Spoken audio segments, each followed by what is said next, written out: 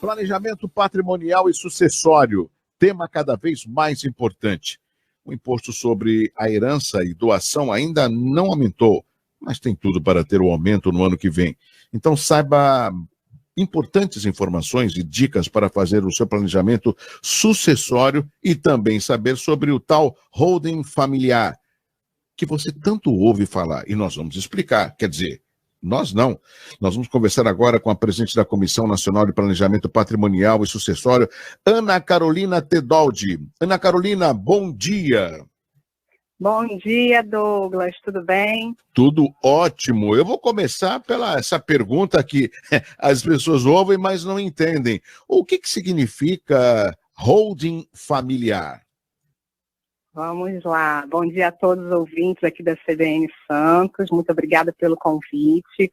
Holding familiar, na realidade, é um instrumento que a gente pode utilizar tanto para planejar o patrimônio da família, organizar a gestão, a administração, quanto também já deixar a sucessão previamente estabelecida. Nada mais é do que uma pessoa jurídica, uma sociedade empresarial que a pessoa, ao invés de deter seus bens móveis e imóveis, participações societárias, imóveis, veículos, embarcações, aeronaves e tantos outros bens, ao invés dela deter esses bens na pessoa física, ela passa a ter esses bens através de uma pessoa jurídica, de uma sociedade empresarial. E aí isso vai facilitar muito a gestão, a organização desse patrimônio dentro da família. Agora, o que é interessante é que a gente sempre quando fala em planejamento patrimonial, eu vejo assim, não sei se o meu raciocínio está correto, a gente também tem que observar aquilo que o casal acaba conquistando desde quando eles contraem um matrimônio. E isso, com o tempo, vai acabar se tornando para os filhos, né? E isso passa por uma preocupação também, eu não sei se eu estou exagerando na minha explanação, Ana Carolina, talvez quando tem um divórcio, uma separação, tudo isso tem a ver com esse planejamento patrimonial ou a questão é só empresarial e não matrimonial? Não, com certeza, é o que eu sempre falo. Planejamento patrimonial da família tem que começar quando essa família se inicia. É lá no início mesmo. É no casamento, através de um bom pacto antinupcial, a escolha do regime de bens. O regime de bens, quando você escolhe, é a regra do jogo. Quando eu vou me casar, ninguém casa pensando em separar, né? Assim como ninguém abre uma empresa já pensando que ela vai quebrar, que ela vai falir. Mas isso são coisas que podem acontecer. E se não der certo o meu casamento, a gente tiver que se separar, se divorciar, qual é a consequência patrimonial disso? O que a gente adquiriu, o que a gente recebeu de herança, de doação, a gente partilha, não partilha, e isso você faz através da escolha de um regime de bens que para aquele casal seria a melhor opção. E aí, através de um pacto antinupcial, isso para quem vai se casar. Quem vive em união estável, hoje acho que a grande maioria dos brasileiros acabam vivendo em união estável, né? Vou juntar as escovas de dente e vou vivendo ali junto. Muitas vezes moram juntos, têm filhos, dividem despesas e não tem nada no papel, não tem nada registrado em local nenhum. Mas aquilo que a gente chama no direito é um fato jurídico. Basta que eu tenha intenção, né, recíproca de constituir família numa relação contínua, pública e duradoura, eu já tenho uma união estável configurada.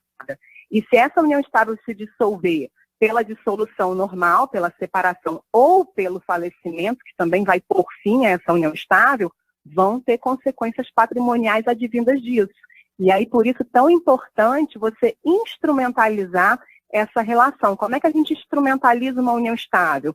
Fazendo um contrato de união estável, uma escritura de união estável, um termo de união estável, isso tudo serve para você, né, deixar isso bem claro no papel, instrumentalizando aquela relação e dizendo desde quando ela começou e qual é o regime de bens que vai reger aquela relação, qual é a regra do jogo, se aquilo ali por acaso não der certo ou se alguém falecer no meio do caminho. Como é que esses bens vão ser partilhados. Por isso é tão importante. O planejamento patrimonial, ele se inicia lá, é bem no início mesmo.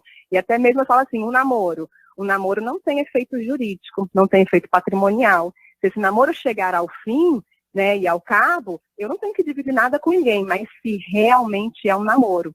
Porque hoje o namoro de 2024 não é igual ao namoro de 1900 e bolinha, né? Então, hoje os namoros, as pessoas moram juntos muitas vezes, dividem despesas, e para terceiros podem até estar vivendo já como marido e mulher, como casados, mas na realidade é só um namoro aquilo ali. Então, por que não fazer um contrato de namoro, né? E nós encerramos agora no mês passado, o mês de junho, né? O mês dos namorados, e muito foi se falado sobre isso, e o contrato de namoro é, sim, também um instrumento de planejamento patrimonial, porque se eu deixo no papel que aquela relação ali realmente é um namoro, naquela data que eu fiz aquele contrato, eu estou dizendo de livre e espontânea vontade que eu não tenho intenção de construir família com aquela outra pessoa. Então, se dali a um mês, um ano, 10 anos, passou a ter a intenção de construir família, e aí foi configurada uma união estável futuramente, naquele contrato de namoro eu já deixei, inclusive, previamente estabelecido qual vai ser a regra do jogo, qual vai ser o regime de bens dessa futura união estável, caso ela venha a ser reconhecida. Então, tudo isso está dentro do que a gente chama, né, de planejamento patrimonial e sucessório, e tem que ser visto no início mesmo dessa relação, porque às vezes deixar de reconhecer uma união estável, deixar de fazer uma escritura, deixar de fazer um pacto antinupcial antes do casamento, pode ter consequências lá na frente, devastadoras às vezes para uma família ou para o cônjuge que fica fora dessa relação. Perfeito, perfeito. Por isso que eu quis entrevistá-la, porque a doutora Ana Carolina Tedoldi explica muito bem. Tem um fato, inclusive durante a sua explanação, o Fernando Matucci, do Canal 1, ele fez uma explanação interessante de um fato que nós relatamos, inclusive, na semana passada. A mansão do Pelé, do Edson Arantes Nascimento, o Rei Pelé, na praia de Pernambuco, no Guarujá, está totalmente abandonada. Hoje, inclusive, saiu que há dívida de R$400 mil só de IPTU. E o Pelé deixou o empresário como administrador do seu espólio, mas ele passou para o filho, o Edinho. O Pelé não deveria, por exemplo, ter feito um holding familiar para evitar essa questão da mansão e também de outros bens do Pelé, doutora?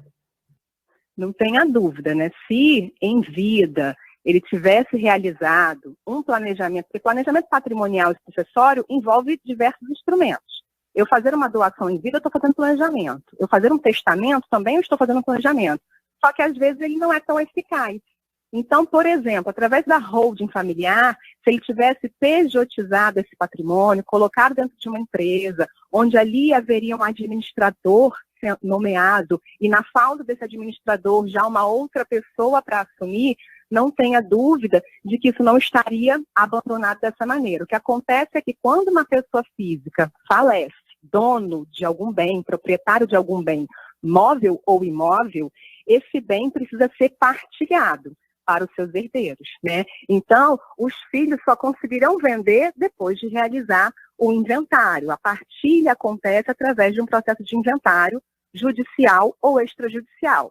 Extrajudicial, quando a gente tem comum acordo, quando todos os herdeiros ali estão concordando com aquela partilha, você faz em cartório de notas, sem precisar da interveniência de um juiz, por exemplo.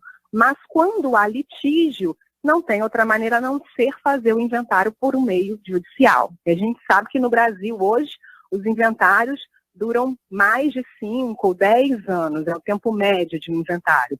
Só que enquanto esse inventário está sendo processado em juízo, está havendo litígio de quem vai ficar com qual parte ou qual bem, aquele bem vai se dilapidando, porque tem IPTU, tem condomínio, né, tem foro anual, se o imóvel for foreiro à União, e tem diversos outros tributos ali incidindo.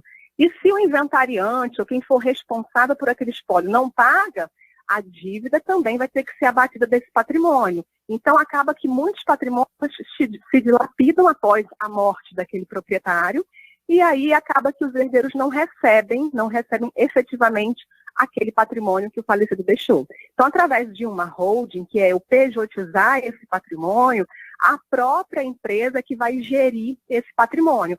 Mesmo que algum sócio venha a falecer, né, durante a existência dessa holding, ali dentro já vão ter regras previamente estabelecidas, inclusive de administração, de sucessão. Tudo isso vai estar previamente estabelecido no contrato social daquela empresa. Sem falar que, se eu me utilizo de uma holding familiar para pejotizar o meu patrimônio, eu posso também, já em vida, deixar o planejamento sucessório devidamente feito, que é o quê? Vamos supor que o Pelé tivesse constituído uma holding familiar, ele seria sócio dessa empresa, e aí, num momento posterior, depois que os bens dele já estivessem dentro da empresa, ele vai lá e doa ou vende as cotas dessa empresa aos filhos. E aí os filhos passariam a ser sócios dessa empresa e o Pelé poderia reservar o usufruto para ele. Usufruto, os direitos políticos, a administração, ou seja, enquanto vivo fosse, ele continuaria administrando tudo dentro daquela empresa ali. Ele que decide se vai vender, se vai alugar o imóvel, se vai abrir conta, se vai fechar conta, se vai sacar dinheiro, tudo passa pelo crivo dele. Mas os filhos já constam ali no quadro societário como sócios. E aí, no falecimento dele, o que acontece?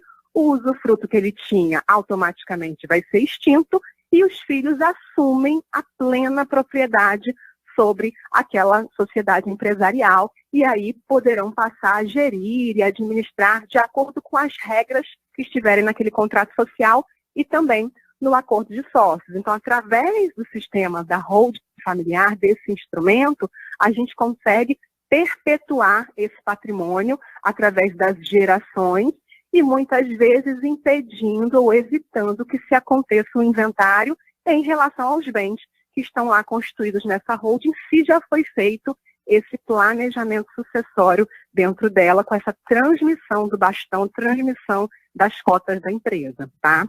Obrigado, doutora Ana Carolina Tedoldi, presidente da Comissão Nacional de Planejamento Patrimonial e Sucessório, conversando com os amigos da CBN. Muito obrigado pelos seus esclarecimentos. Um excelente dia. Obrigada a você, Douglas. Obrigada a todos. Bom dia. Rede CBN, top de 5 segundos.